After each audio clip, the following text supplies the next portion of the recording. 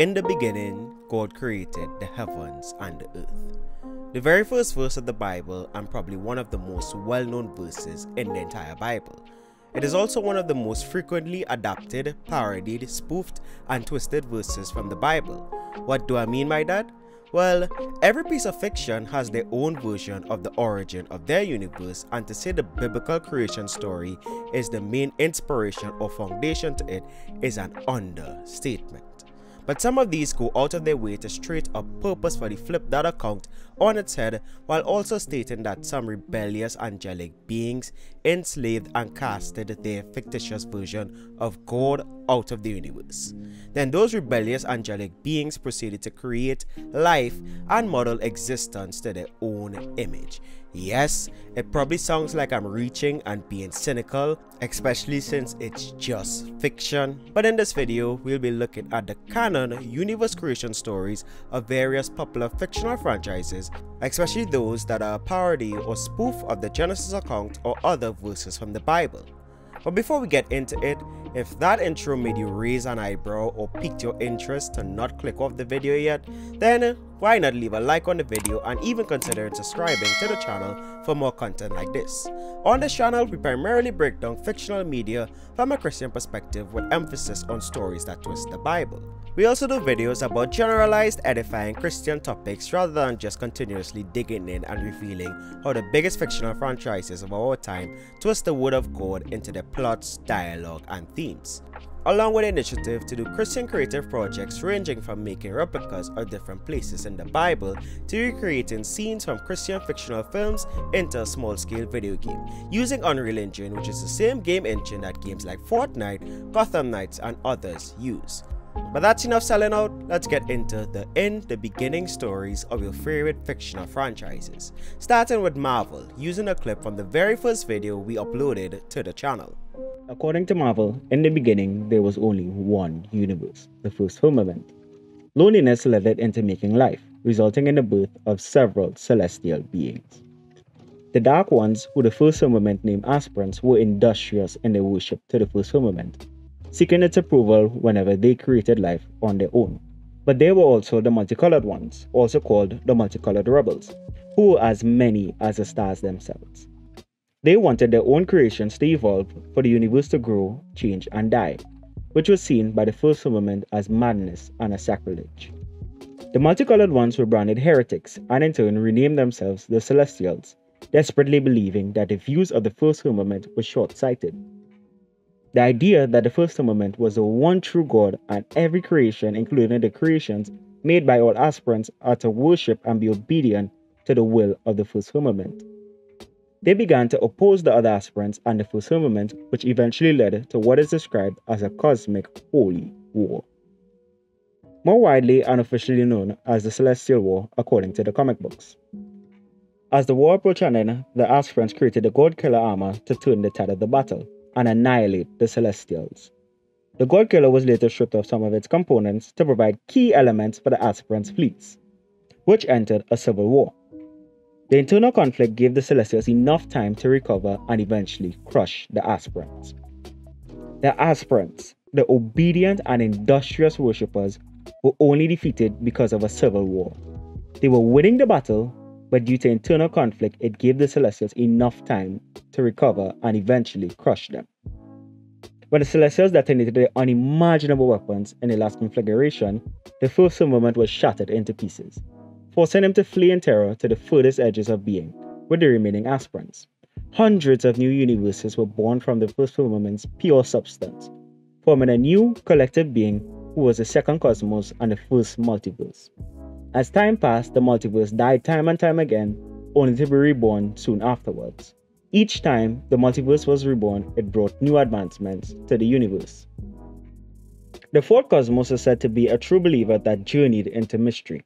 No image was ever created for him, nothing else is described.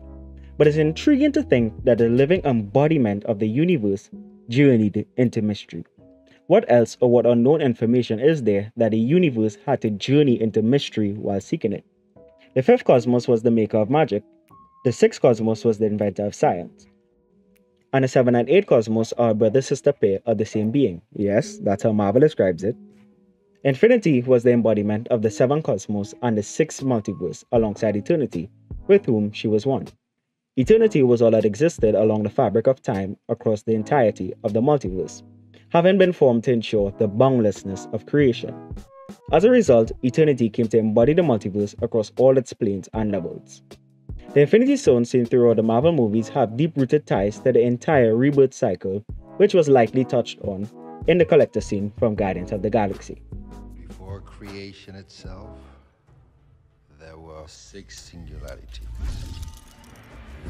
Then the universe exploded into existence, and the remnants of these systems were forged into concentrated ingots.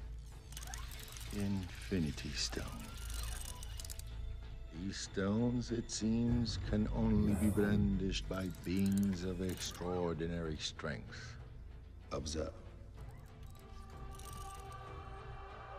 These carriers can use the stone to mow down entire civilizations like wheat in a field. Did you know that? This was even expounded on in the Eternals film. Our universe is a constant exchange of energy. An infinite cycle of creation and destruction. Celestials use energy gathered from host planets to create suns, generating gravity, heat, and light for new galaxies to form. Keeping a target on Marvel, let's run this clip by Good Fight Ministries on the godlike being Sisneg. In his mission to become God, Sisneg declares, "And once I become God, the universe and beyond shall be mine, to do with as I will. Everything will be reborn as I desire it."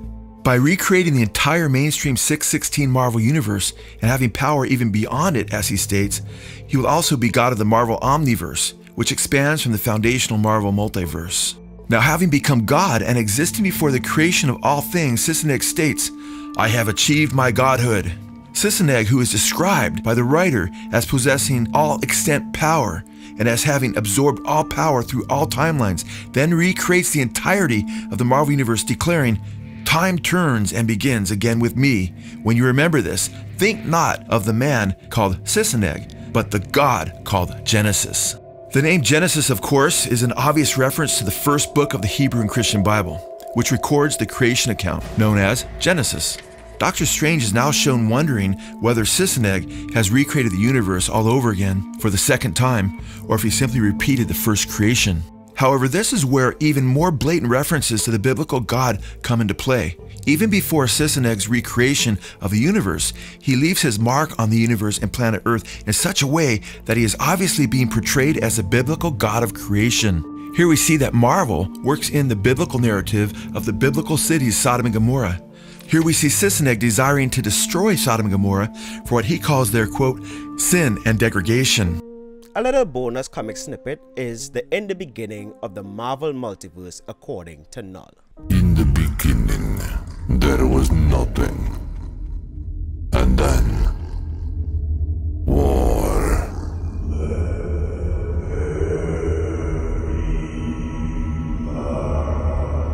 The light of being exploded into my realm.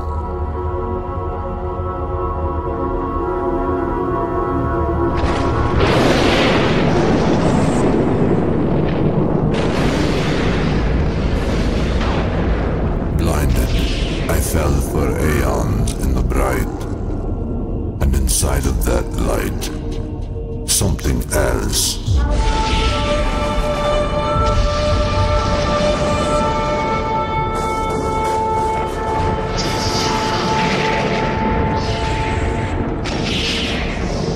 Gods.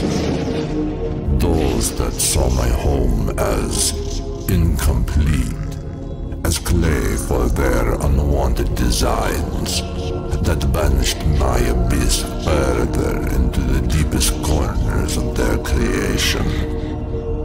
They would come to call my kingdom space, as if it were an empty thing that needed to be filled.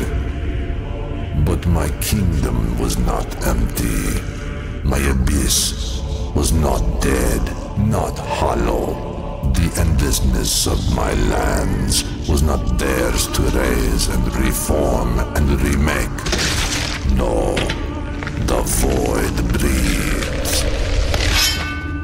The abyss has teeth, and shadows only grow in the light. Jumping to the next franchise, let's take a look at the different in the beginning stories of the DC Multiverse, because there are quite a bit of them, but I'll be only focusing on 3 of them.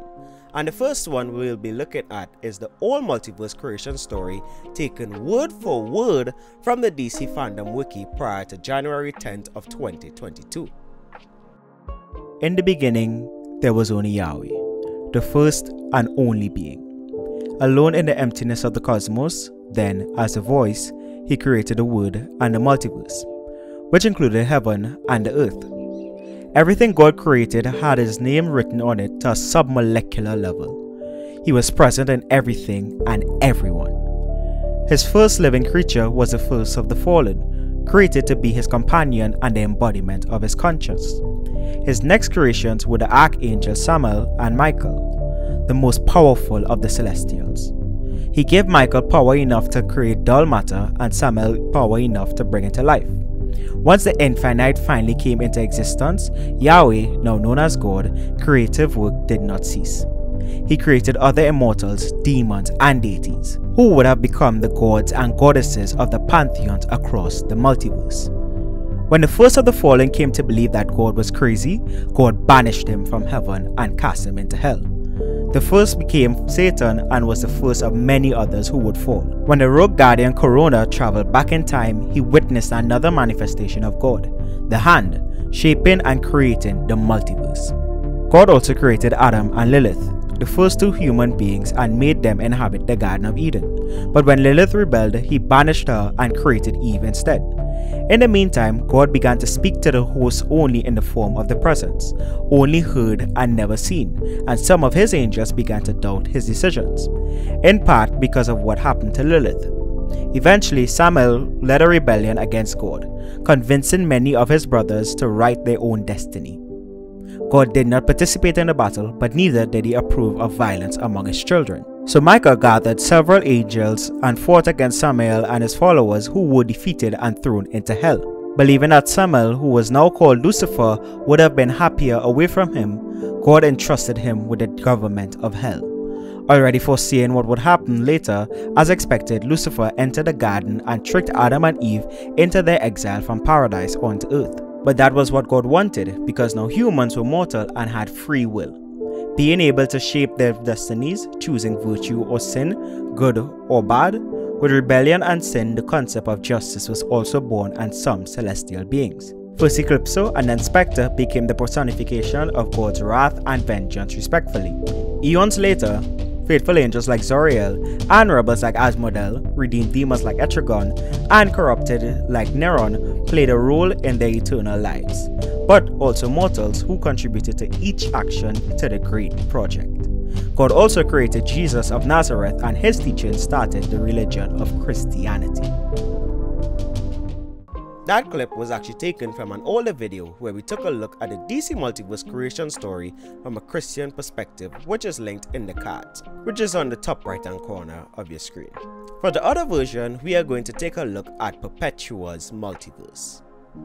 As for her comic book origin, well, it dates back to the beginning of time in the DC universe, when all that existed was the source of all things, which is basically just what its name implies, the energy that gives birth to everything in creation. Now the source, along with the presence, which is basically the supreme deity of the DC universe, created 7 essential energies known as the 7 forces of the universe, which included anti-crisis energy, the speed force, the emotional spectrum, life force, the sphere of gods, the dimensional superstructure, collective unconscious, and faithfulness, which together make Captain Planet. Actually, they just form the fabric of reality. But the source then created a race of celestial beings known as the Hands and charged them with using anti-crisis energy to bring life to the infinite multiverse to fill the void of creation. But with the creation of each multiverse, the hand that created it would effectively die and return to the source. Now, one of the Hands rejected this fate and tried to use crisis energy, the opposing force of anti-crisis energy, to create the DC multiverse that would exist in a perpetual succession of crises entities that would repeatedly alter its reality. Now, when Perpetua created the multiverse 20 billion years ago, she also created 3 suns to inhabit it: Mar-Novu, the Overmonitor, Alpheus, the World Forger, and Mobius, the Anti-Monitor, with each of these 3 assigned to monitor the realms of positive matter, dark matter, and antimatter respectively. Now, instead of passing on, Perpetua continued living to watch over the work of her children. Now, over the next 5 billion years, Perpetua created a race of apex predators by combining Martians with humans, which prompted her sons to alert the Hands of what she was doing. The Hands then send the Cosmic Raptor, which is basically just a huge bird made of cosmic energy, to punish Perpetua. Now, Perpetua is defeated by the Cosmic Raptor and is then imprisoned within the Source Wall, which separates the multiverse from the source. And then she just remains there for a ridiculously lengthy amount of time, watching the multiverse evolve without her influence. Now, knowing that the multiverse was destined to die, which would mean she would also die, Perpetua influences her son Mobius to cause the first DC crisis, the Crisis on Infinite Earths event, which would reboot the entire DC universe and would also create a crack in the source wall, allowing Perpetua an opportunity to whisper into the multiverse and cause a series of subsequent crises over the next several decades. Finally, the source wall is broken by an invasion from the Dark Multiverse, which freed Perpetua, and later, Perpetua would have her physical form resurrected by Lex Luthor as he endeavored to collect all the dark energies in the universe. So as you guys can tell, the origin of Perpetua is basically DC Comics' attempt to reconcile and make sense of all the crises events, which they didn't do a good job of doing.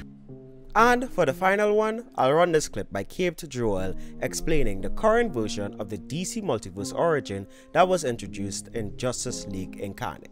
Now, stop me if you've heard this one before, but in the beginning there was nothing but darkness until eventually that darkness was overtaken by light. But not 100%, there was a small tiny crack in that light. And from this one tiny little crack ended up spilling forth the entire DC multiverse as we know it, complete with all the different Earths. And no, before you even have to ask, I thought Perpetua did all the Earths. Yeah, well, apparently not anymore. This would also be the beginning of the eternal struggle between the Great Darkness and the Light. A battle that would end up taking multiple different forms over the millennia, including the very first Crisis on Infinite Earths, wherein Mar-Novu, charged by the Light to watch over all things, ended up doing battle with the Anti-Monitor who had been cursed by the Great Darkness. A peace would ultimately be reached by the darkness and the light. The dark would slumber and the light would pull back its radiancy. For the darkness was itself not inherently evil, it only seeked complete and utter nothingness like that which existed at the beginning of time. The darkness would slumber, but hey, guess what? Darkness can't be trusted, because instead it decided to make use of its great empty right hand, the Gentry. Through the empty hand, the Great Darkness managed to pull strings from behind the scenes and nudge forward all the other villains of all the other crises, the famous ones you remember and even the minor ones you don't, into doing its bidding. One of the only villains the Great Darkness couldn't actually nudge along was Darkseid. The King of Apocalypse was cosmically aware himself and always knew what was really at stake. Not that it helped him all that much, as Darkseid would end up meeting his end during the events of Final Crisis, only for the Great Darkness and its agents to resurrect him once again, hoping that Darkseid could weaken the light for them in their ultimate takeover. It was around this time too the Great Darkness began to realize that it wasn't the light that was its greatest enemy. In fact, it was what came after, the superhero. Jumping over to the next fictional franchise, when it comes to Star Wars, it's just the Big Bang with extra steps and a little special connection. According to Wikipedia, the universe was created from the Big Bang sometime before 13 billion years BBY. Estimates by residents of the galaxy believe that their home was formed in that year from debris in the universe. An enormous cloud of dust and gas experienced a gravitic collapse to form the disk, 100,000 light years in diameter, with a black hole at the center that it contents orbited. The galaxy contained approximately 400 billion stars. Several companion galaxies formed as well and began orbiting the galaxy. Holding together the universe was the Force, a fundamental power that penetrated and connected all living things within it. It interacted with the life in the galaxy through semi-sentient microorganisms called metachlorians. For a while, the Force was a subject of philosophy, an abstract concept independently studied by a number of groups across the galaxy, technology not yet advanced enough for them to collaborate. The early realizations of the Force consisted of two opposite entities. Ashla, the light, and Bogan, the dark, representing the dual aspects of the Force. Some of the earliest sentients established a Jedi Order. Some individuals would become more sensitive to this entity and were able to manipulate it, which manifested as abilities known as Force powers. Over the eons, individuals in groups splintered from this one order continued contemplating the reality of the Force and what it meant in isolation. Eventually, they came to the resolution that the Force and the powers were meant to be used in the pursuit of social responsibility, and isolationist mentality was abandoned in favor of spreading the benefits of the Force into the wider galaxy. There was more to the mystical power than Ashla and Bogan. When the Dark Lord of the Sith, Darth Bane, felt his power, he registered it as the Force, but not exactly. In essence, Bane felt it was more like nature itself. This power allowed him to greatly increase his fortitude. Over the eons, many Force users would feel that the use of the Force put them in touch with the universe as a whole. Otherwise, its use would make them perceive the entire universe as responding to them in some way. Last year, around the release of the Obi-Wan Kenobi show, we did a full deep dive of the Force in Star Wars explained from a Christian perspective, which if statements like these, that all the religions are true, they just see a different part of the elephant, pique your interest, then I highly recommend you check out that video, which is linked in the top right hand corner of your screen. Usually on this channel, I primarily stick to Marvel, DC, and Star Wars because that is what I am most knowledgeable about. And I personally only like covering topics I am very knowledgeable about.